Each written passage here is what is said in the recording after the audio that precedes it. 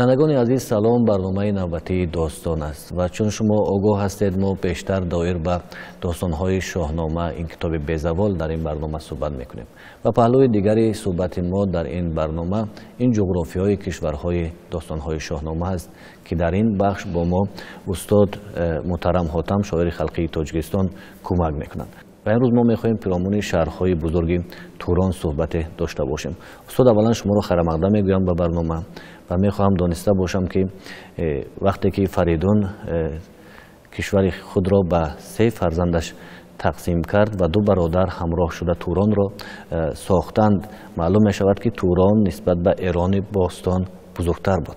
واقعا مسئله ایران و توران یکی از مسئله های مشکل و پیچیده تاریخ آریایی هاست که از جانب بسیار عالمان کشورهای گوناگون مورد پژوهش قرار گرفته است و نظرها البته در این باره گوناگون هستند، ولی درباره آنکه در شمال، در سمت شمال رود آمو واقع گشتن توران، سرزمین های تورانی اکثرا به همین نظر هستند، به افاقه رسیدند و گویا که ساحل های جنوبی رود آمو این کشورهای ایرانی را تشکیل می‌دهند. ولی طوری ما در صحبت‌های گذشته اظهار کرده بودیم، در نخست ایران باستان و توران باستان هر دو در شرق آسیای میانه واقع گشته بودند و بعد جنگ‌های زیاد آنها مثلا به 2 قسم که جدا شده بودند، گروه از این آریایی‌ها به مهاجرت موجه گشتند که ما درباره شهرها و پایتخت‌های ایران باستان در صحبت گذشته گفته بودیم. و مشکل آن است که حدودها و جغرافیای توران کدام است؟ آیا آن هست که اکثرا پژوهشگران میگویند که در سمت شمالی رود جیحون آیا همین است و یا دیگر بود؟ البته از بس که ایران باستان در نخست در ساحل‌های شمالی رود آمو و در شرق آسیای میانه واقع گشته بود، حدود توران نه آن بود که بعد واقع گردید. یعنی وقتی فریدون سرزمین‌های خود را میان 3 فرزندش تقسیم کرد، این سرزمین‌ها به 2 بخش جدا شدند. ایران و توران. ایران باستان تقریباً از قطارکوه فرغانه و قطارکوه سریکول تا تقریباً سمرقند ترمیز را تشکیل می‌کرد. از شرق و غرب و از شمال و جنوب دریای سیحون و رود پنج. ولی سرزمین‌های تورانی اکنون از قطارکوه فرغانه به شرق، یعنی خطای غربی امروزه یا که ترکستان شرقی میگفتند در وقتش، این سرزمین‌های به تور داده شده بودند و از رود سیحون به شمال تقریبا تا کولی بلخش و از خط خوجند، سمرقند، ترمیز به غرب به سلم داده شده بودند. مثلا در اوستا درباره 5 طایفه آریایی، 7 کشور و 16 سرزمین اهورا آفریده سخن رفته است که در اساس اینها میتوان هم طایفه های تورانی و ایرانی و هم سرزمین های ایرانی و تورانی را مشخص و معین کرد. در اوستا آمده است که 5 طایفه آریایی وجود داشت. یکی آریا، دیگر توریا، سیومی سینا، چهارمی سیرما و پنجمی دهیا. متاسفانه درباره در جایگاه این قوم‌ها تا امروز از جانب عالمان نظر مشخص گفته نشده است، ولی همین 5 طایفه آریایی در میان ایران و توران تقسیم شدند. موافق تحقیقات ما طایفه‌های توریا، سینا، سیرما 3 طایفه به گروه تورانی گذاشت. و طایفه‌های آریا و دهیا با گروه ایرانی گذاشت. یعنی سه طایفه زیادتر سرزمین‌های تورانی را تشکیل دادند و جایگاه اینها نیز تا جای امکان شد ما پژوهش کردیم. جایگاه توریا و ساینا غربی امروزه خیتای بود که توریا از نام توریا توران شکل گرفت و از نام ساینا چین.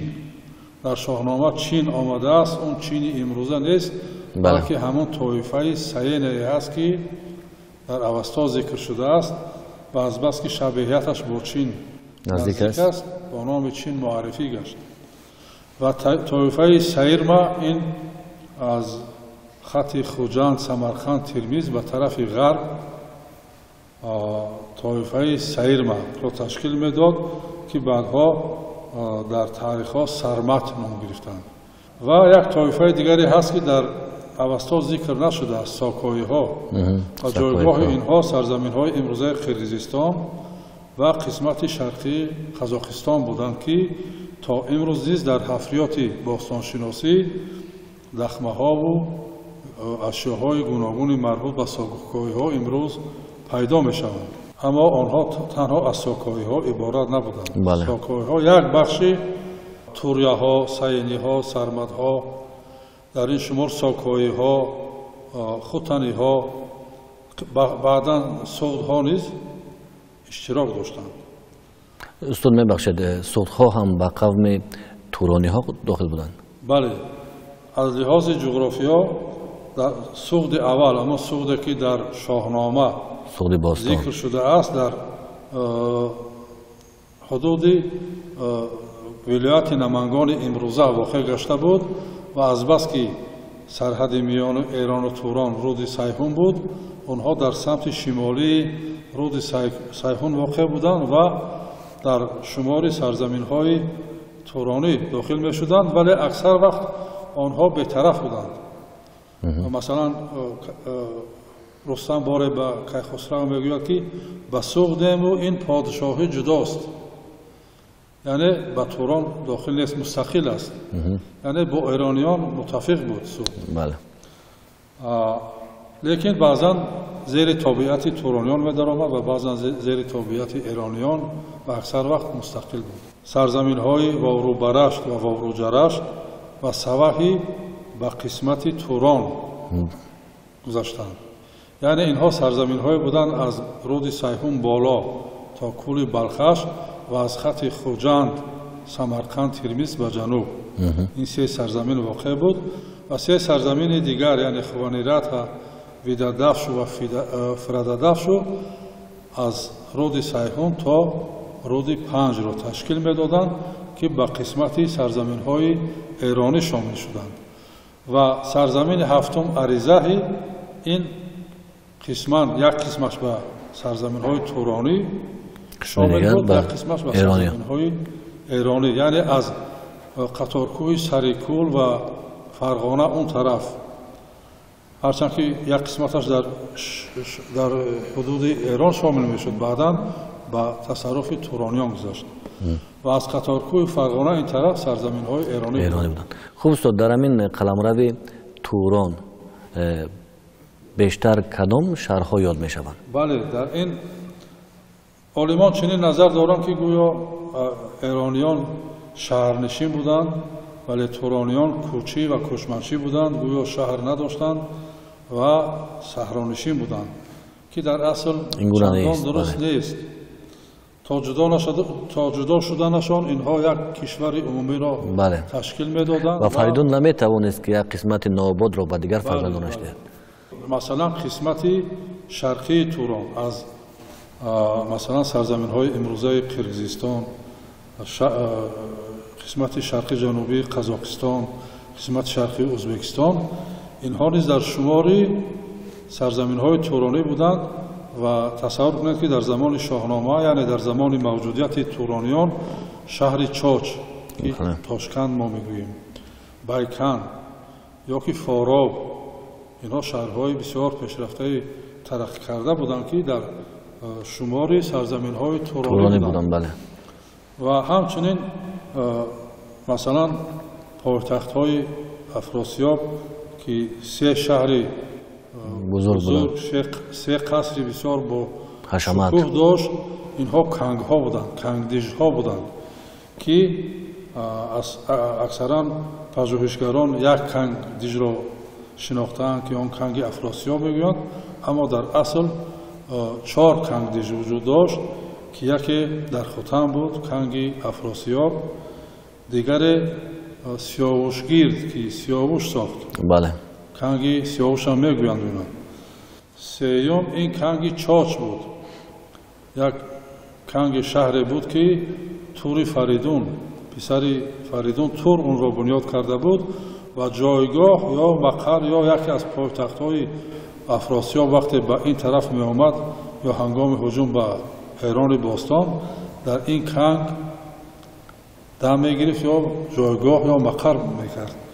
مثلا در شاهنامه آمده است که وقتی از شکست تورانیان خبردار می شود، با خشم و غضب خیسته طرف ایران باستان حرکت می کند. سر پر ز کین و دل پر ز جنگ شد از باختر سوی دریای گنگ.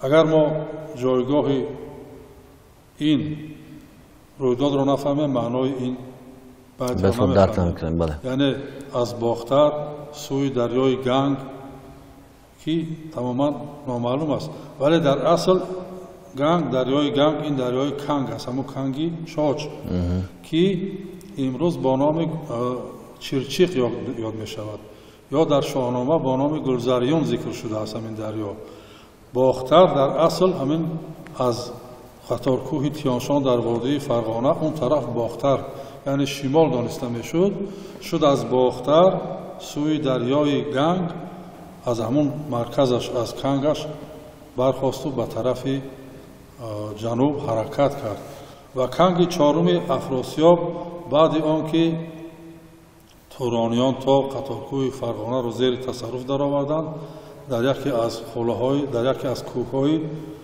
خطارکوه فرغانه یک قصری بسیار با شکوه ساخت که گویا در آنجا جوی آب و جوی شیر و جوی شراب و بسیار چیزا ساخته بود و در اصل اینکه تورانیان نیز شهرساز بودند، نه اینکه طوری عالمان نظر دارند کوچمنچی بودند و در صحراها زندگی میکردند.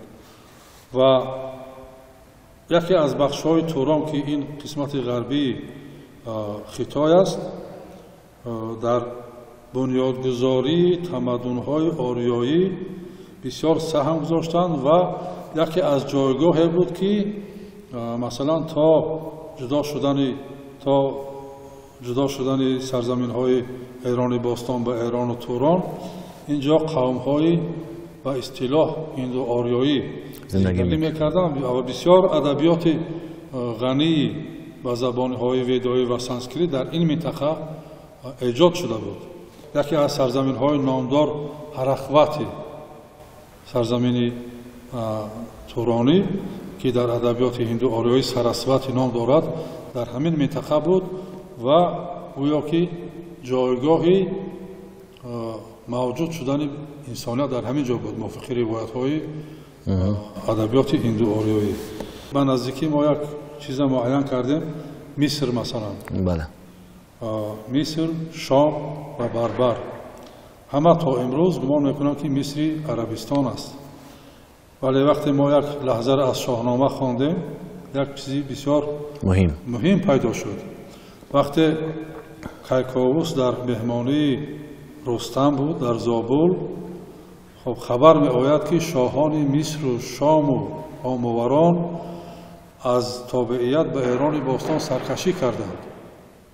وقتی این خبر را کیکاووس میشنود با کشتی ها حرکت میکند تا دریای زیره، تا آب زیره و از آب زیره به مقابل لشکری مصر و شام و بربر و هاماوران میبراید. البته این چیز را در جایگاه امروزی که عالمان به نظر دارند تطبیق کردن نمی شود. بله. بسیار مشکل است.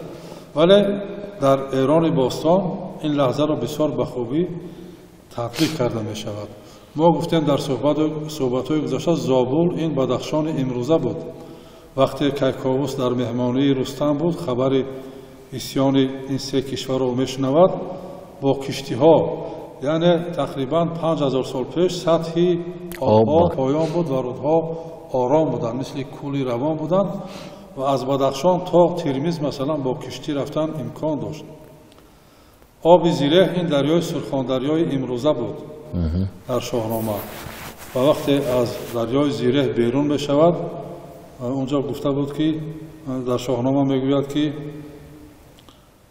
یکی با گوهر بود و با گنج و نام، درفش برافراشت از مصر و شام.